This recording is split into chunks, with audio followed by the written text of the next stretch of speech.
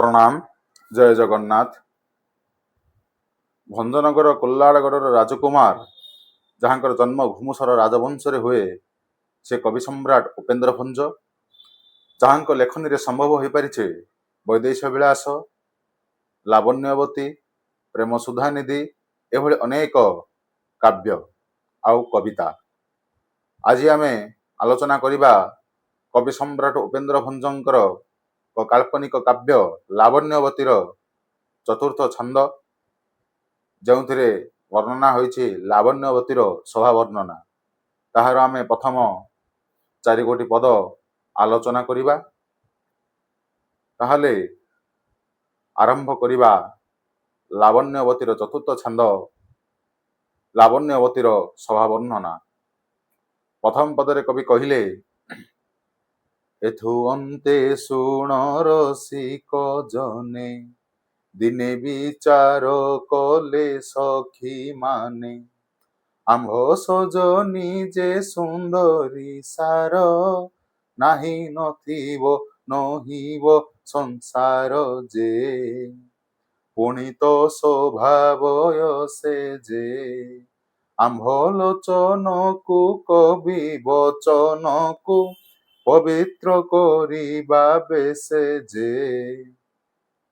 निश्चित भाव अति सुंदर कहिले प्रथम पदरे कि एथु अन्ते शुण रसिक जने दिने विचार कवि दिने विचार कले सखी माने।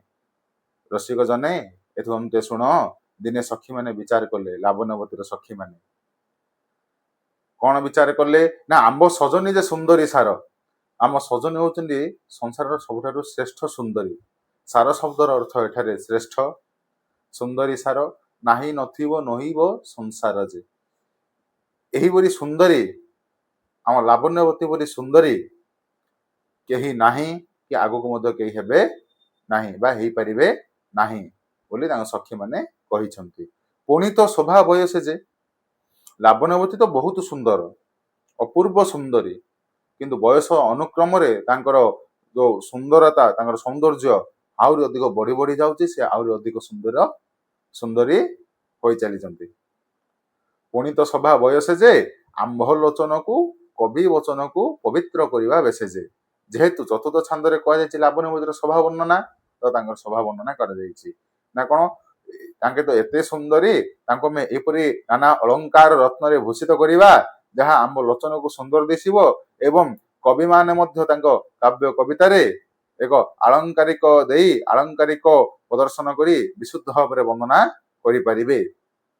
पुणी द्वितीय पदरे कहा गला एमंत भाव जणाइले जाई एमंत भाव जणाइले जाई जननी तर्जिले आज डकाई कि कर तुम्भे जे मा पासे थाई सुबेश नीति न कर किंपाई गो के जाने काहा मानस गो तुमने करिछु भूषण भूषामु कहीं की होई बेश गो। निश्चित भाव कह गला एवंत भावे जनाइले जाई ना लावण्यवतीर सखी माने लावण्यवती को जनाइले कौन जनाइले ना कहले आज जननी आमको डाकी तर्जिले तर्जिले अर्थ क्रोध कले क्रोधरे गाली कले तर्जिले कौन बोली तर्जिले तमे जेमा पासे थई कौन कर तुमे जेमा पासे थई तमे कौन करूछ तमे कौन करूछ तमे सुबेश नीति तांको बेश करिबा नीति करूनाओ किंपा करूनाओ बोली जननी प्रश्न करले। हेले सखी माने कहिले कि सखी के जाने कहा मानस गो किए कहा मानस जाने किए तो कहा मानस जाने नाही ना कहले एमंत भावे जणाइले जाई जननी तर्जिले आज डकाई कहले पुणी कौन किंपा कर तुमे जेमा पासे थाई सुबेश नीति न कर किंपाई गो तमे सुबेश नीति काहे कि करूना तमे जेमा पासे थाई कौन करूछ तमे बेले पुणी कहा गला कि लावण्यवती को तार सखी माने कहउछंती सखी किए कहा मन कथा जाने के जाने कहा मानस गो के जाने कहा मानस तुमे तो मन करिछ मो तो सुंदरी सार ହେଲା। ମୁଁ ତ ଭୂଷଣ ଭୂଷା, ଏଠାରେ ଭୂଷଣ ଭୂଷା ଶବ୍ଦର ଅର୍ଥଟି ହଉଛି ନୈସର୍ଗିକ ସୁନ୍ଦରୀ। ମୁଁ ତ ଭୂଷଣ ଭୂଷା, ମୁଁ କାହିଁକି ବେଶ ହେବି।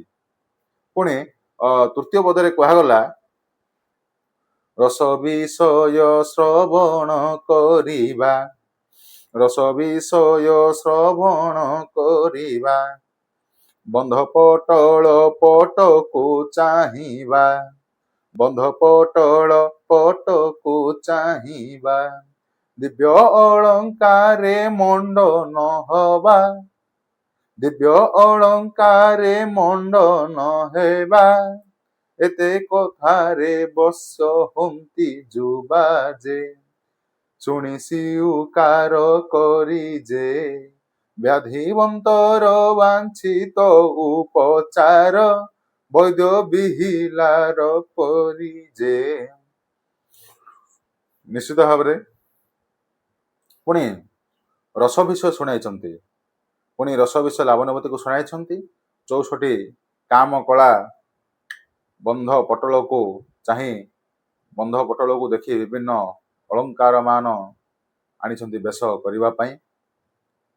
ପୁଣି କୁହାଗଲା ଦିବ୍ୟ ଅଳଙ୍କାରେ ମଣ୍ଡନ କରିବେ ଲାବଣ୍ୟବତୀକୁ।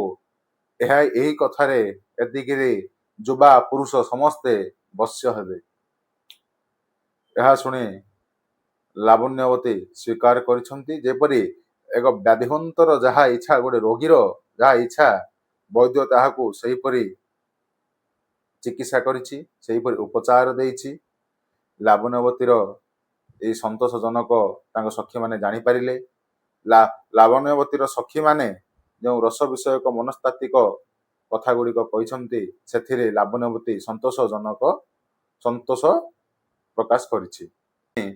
ଚତୁର୍ଥ ପଦରେ କୁହାଗଲା ଭଙ୍ଗୀରୁ ଜାଣିଲେ ସଙ୍ଗିନୀ ବ୍ରାତ, ହେଲା କୋମଳ ଅଙ୍ଗି ଅଙ୍ଗୀକୃତ, ତାଙ୍କ ନୟନ ବିକାରରୁ ଜାଣି, ତାଙ୍କ ନୟନ ବିକାରରୁ ଜାଣି, ଚତୁରୀ ପରି ବାରି ମାନେ ଆଣି ଯେ, ଚାଙ୍ଗୁଡ଼ି ଭୂଷଣ ପେଡ଼ି ଯେ, ଯତନ ରତନ ମଣ୍ଡନ ବସନ, ବାଛିଲେ ସଜନି ଫେଡ଼ି ଯେ।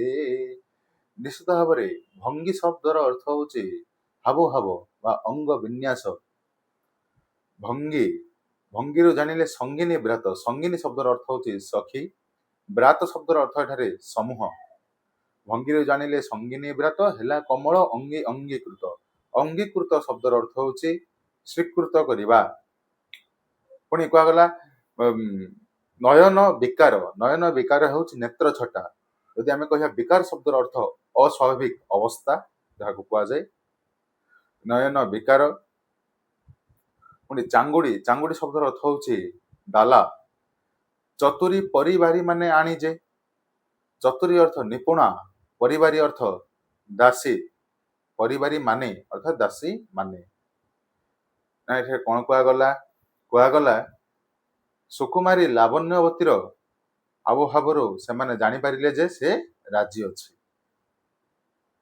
ହେଲେ ଲାବଣ୍ୟବତୀର ଅଙ୍ଗ ଭଙ୍ଗୀ ହାବଭାବରୁ ସେମାନେ ଏକଥା ଜାଣିପାରିଲେ।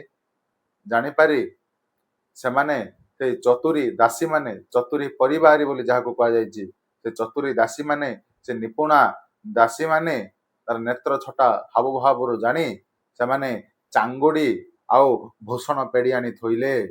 ସେଇ ଚାଙ୍ଗୁଡ଼ି, ସେ ଭୂଷଣ ପେଡ଼ିରୁ ଯତନ ରତନ ମଣ୍ଡନ ବସନ, ବାଛିଲେ ସଜନି ଫେଡ଼ିଯେ, ସେ ଭୂଷଣ ପେଡ଼ିରୁ ବସ୍ତ୍ର ଅଳଙ୍କାର, ନାନା ରତ୍ନ ଅଳଙ୍କାର ମାନ ଲାବଣ୍ୟବତୀକୁ ବେଶ କରିବା ପାଇଁ ଆଉ ବସନ ଅଥବା ବସ୍ତ୍ର ବାଛିଲେ, ବାହାର କଲେ।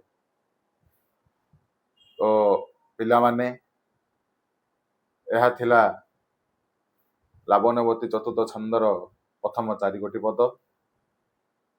ଏହାର ଅବଶିଷ୍ଟ ପଦ ଆମେ ପରବର୍ତ୍ତୀ ଭିଡ଼ିଓରେ ଆଲୋଚନା କରିବା। ତ ଆଜି ପାଇଁ ଏତିକି। ଧନ୍ୟବାଦ। ଜୟ ଜଗନ୍ନାଥ।